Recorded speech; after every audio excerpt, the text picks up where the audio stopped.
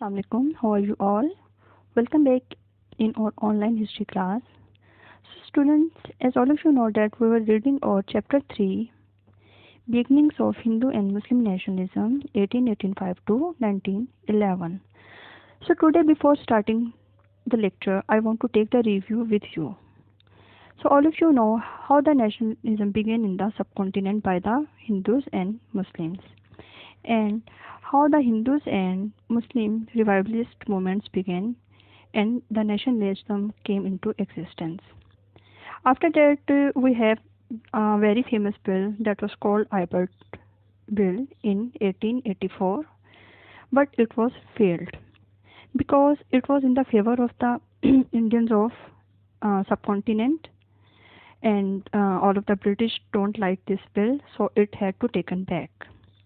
When it was taken back, all of the Indians of the subcontinent became very violent, and in the result, the Congress came into existence. So today we will see the making of Congress in 1885. The founder of the Congress was a British retired civil servant A. O. Hume. And there was much support for retired Indian civil service members. However, there were only 72 delegates at the first session that was held in Bombay. In the second session that was held at Kolkata, there was 432 delegates, whereas in 1906 at Kashi, there was 748 delegates. This is the picture of the British man who was founder of Congress, Mr. A. O. Hume. So what happened in the first session at Bombay in 1885? In 1885, in the first session of Indian National Congress, a formal protest against the Ibert Bill was lodged by the delegates. The delegates also asked for the opening of the Indian civil service to Indians, opportunities for Indians to serve on various councils, abolition of the Secretary of State's Council in Whitehall as it was a drain on Indian resources.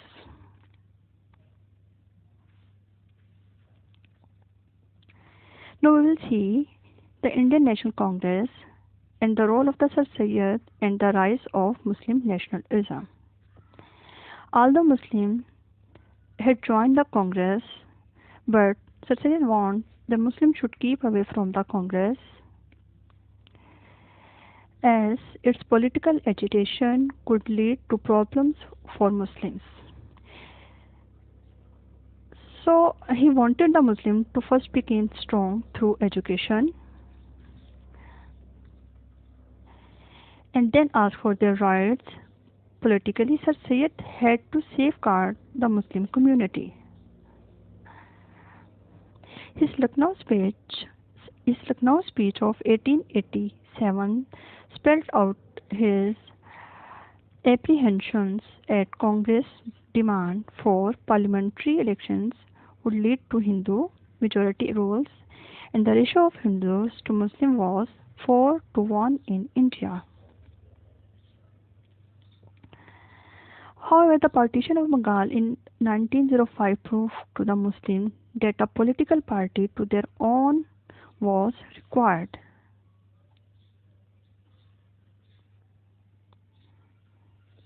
After that, we will see the circumstances of the Partition of Bengal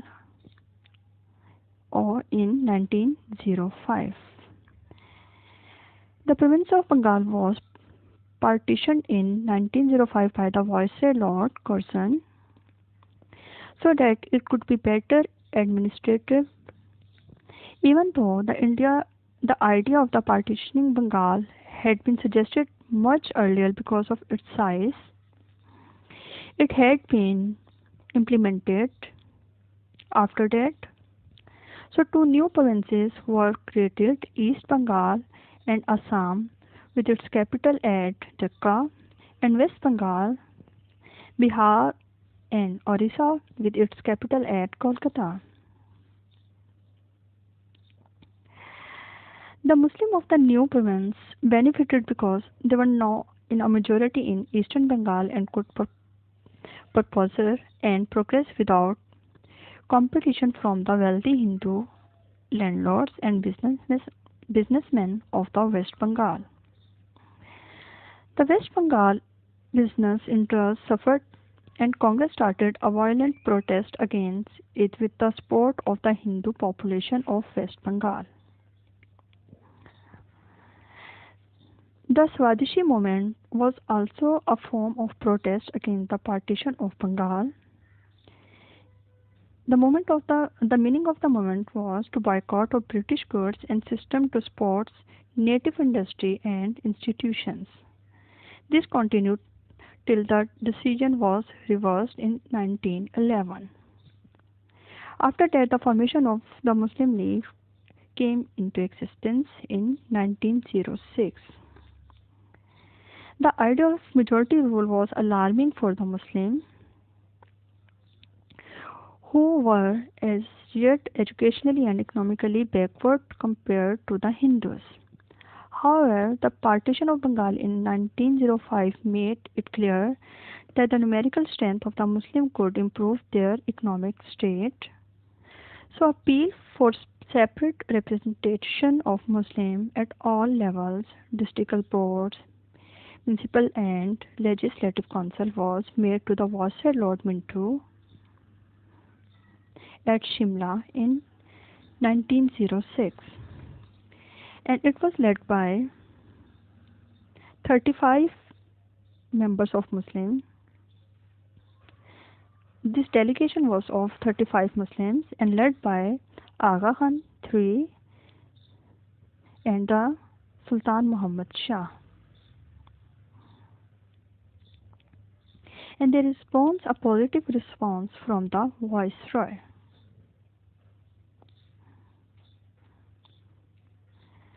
The first session of the Muslim League. The first session of the Muslim League was held in Karachi in 1907 and it was led by Nawab Salimullah of Dhaka, Nawab Mohsinul Mulk, Mazharul Haq. What were the objectives of the League? The objective of the leagues were to create a sense of loyalty to the British government among the Muslims of India, to look after the political interests of the Indian Muslims, and to bring about a better understanding between Muslim and other communities. After that, we will see at the period of 1906 to 09. So during this period, the British India saw political agitation to pressurize the government into acceding to their demands. The partition of Bengal under Lord Curzon created disconnect amongst the Hindu population of Bengal. A Muslim delegation met Lord Minto at Shimla in 1905 to put forward the demands of the Muslim community for representation in the government in form of separate elections. This was also discussed with the Secretary of State for India, John Morley, who agreed to some of the demands. Congress had already been formed in 1885 and was gaining political well, and the Muslim League was formed in 1906 to voice the demand of the Muslim community. After that, we will see at the Minto-Morley reforms that was offered in 1909. In these reforms, 60 Indian representatives were to be elected to serve on Imperial Legislative Council of the Viceroy. From these, 37 were official and 23 non-official members, and there were in total 60 members. The provincial council were enlarged to create a non-official majority. Muslims were granted separate elections so that a Muslim minority could have a voice of the council. So through these, the separate elections for Muslims were accepted. So in this way, the separate elections was accepted under the 1909 reforms, and they based the form for a later demand for a separate state for Muslims of India.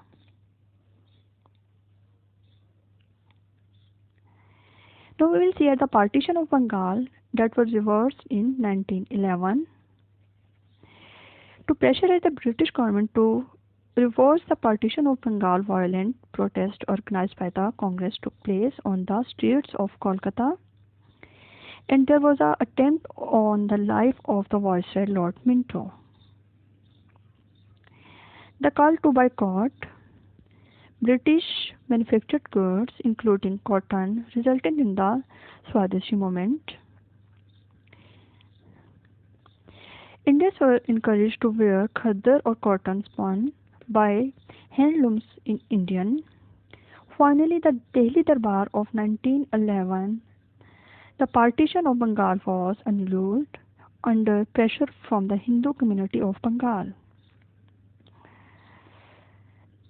The reversal of the partition of Bengal in 1911 made the Muslims now question their loyalty to the British government, and they became suspicious of the motives of the rulers. In the last, Mr. Jinnah joined the Muslim League in 1930 and became an ambassador for Hindu-Muslim unity. Thank you.